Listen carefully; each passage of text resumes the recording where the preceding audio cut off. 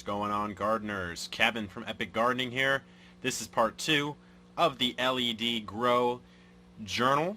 And what's going on? It's since we last checked in, the plants are really starting to thrive.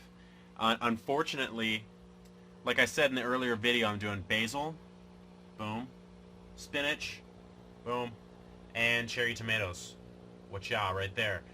But you know, I wanted to do 2 of each just to get a nice little canopy going in here, but unfortunately one of the spinaches did not actually germinate. And what I like to do in each of these is throw 3 seeds in each coconut coir starter tablet, and what happened, I guess, is that all 3 of them didn't sprout, which is fine.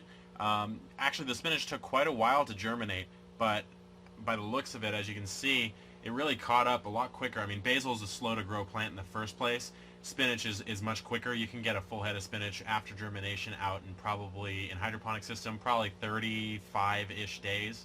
I want to say somewhere around there, if you're going optimal nutrition, optimal environmental conditions. But, you know, we're going to make the best of it. I got 2 basil plants, 2 cherry tomatoes, and then 1 spinach. So what I'm going to do is kind of reorganize them, clean this up a little bit, and try to see if I can come up with something that looks a little bit more aesthetically pleasing. But let's really get down to the brass tacks. Let's get down to the system. As I said, I like to keep it simple in this seedling germination phase. There's not a whole lot that needs doing. Honestly, I haven't actually even pH this water, and I also haven't put nutrients in. And you can see, if I lift it up here, you can see that the roots are still popping out. The plants are still healthy, and they're not really stretching at all. Let me just get you a little sample. Look, you can see a couple roots just hanging out. Really healthy roots, bright white. Get a little close up.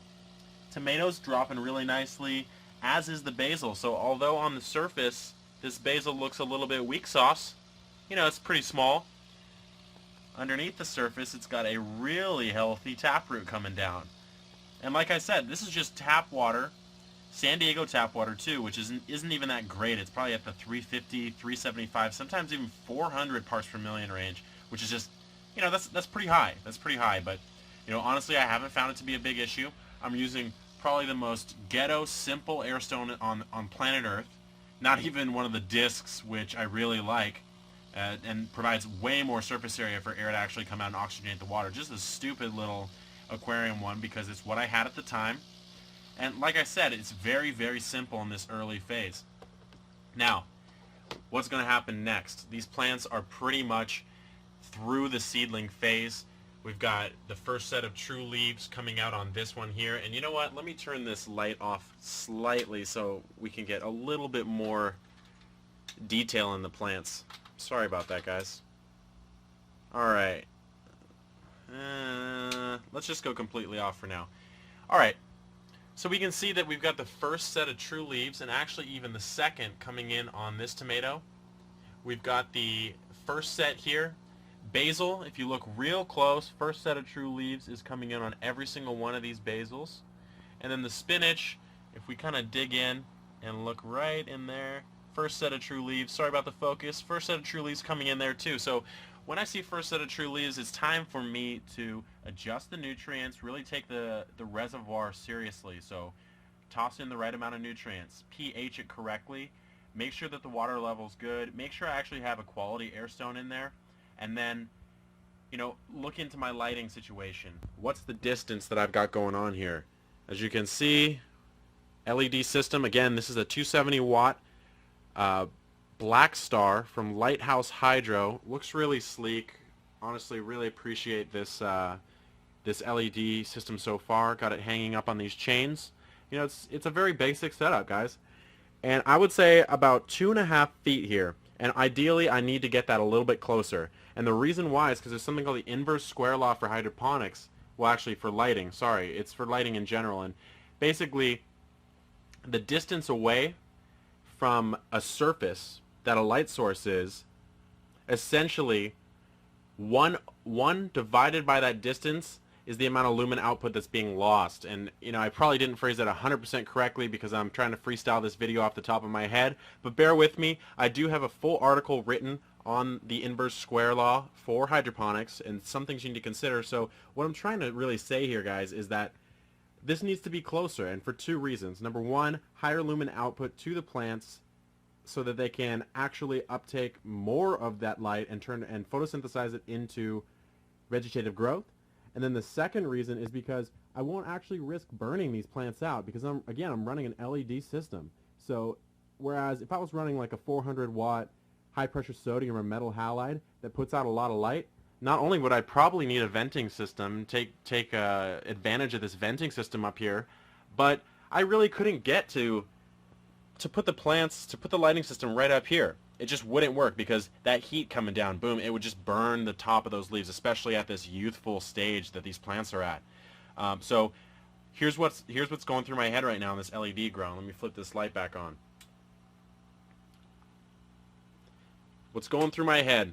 I need to, if I want these plants to thrive and grow on a good schedule, I need to add nutrition to my water, pH it correctly, top it off, and then make sure that my air stone's working correctly and is putting out enough putting out enough air through the system to fully oxygenate the water, or at least to the best of my current abilities with this system. Then I need to make sure that my lighting situation is set up correctly, so I might have to put a little couple books under here, a little stool or something like that, prop this up a little bit. My other option, of course, is to lower this, but I do have some zip ties on there, so it's going to be a little bit of a hassle to cut and re-zip. I may just opt to raise this up a little bit. And then in the coming videos for this LED grow, what I'm going to be doing is taking the net pots, these baby net pots out. I'm going to go ahead and move this whole system into all these plants into a 18-gallon tote or more of a storage container.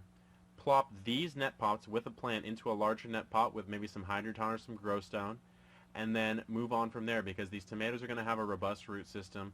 Basil, lettuce, spinach, not so much, but I do just want to work with a larger reservoir. And the reason for that is because I want to have a greater control over the fluctuations. So, the bigger your reservoir, the less you have to worry about little things changing too much in the system. So what I mean by that is, if you've got a 20-gallon reservoir, a couple extra drops of pH down really not going to do too much for you. But in something like this, a couple extra drops of pH down might drop your pH by, a few tenths of a point, which is very significant, especially, at this useful stage, or really any stage. So anyways, this video is dragged on just a little bit too long, guys. Sorry about that. But, do comment on this. Do let me know what you think. If you have questions about LEDs, if you have questions about, this system in particular, I'm going to be starting to offer either systems like this, little seedling starters, on the Epic Gardening store, and I'm also going to be starting to offer probably some lighting systems and maybe some full complete kits on maybe a baby DWC for herbs or something like that. So if there's a product that you'd particularly like me to carry for you guys, just let me know, because I'm here for you guys. I'm here to promote urban gardening, to promote hydroponics, to promote sustainable food growth, and that's what I'm here to do. So I'm here to help you guys. So let me know, and please hit me up with a comment, hit me up on email, hit me up on the Epic Gardening forums. So this is Kevin from Epic Gardening. Keep gardening, stay green.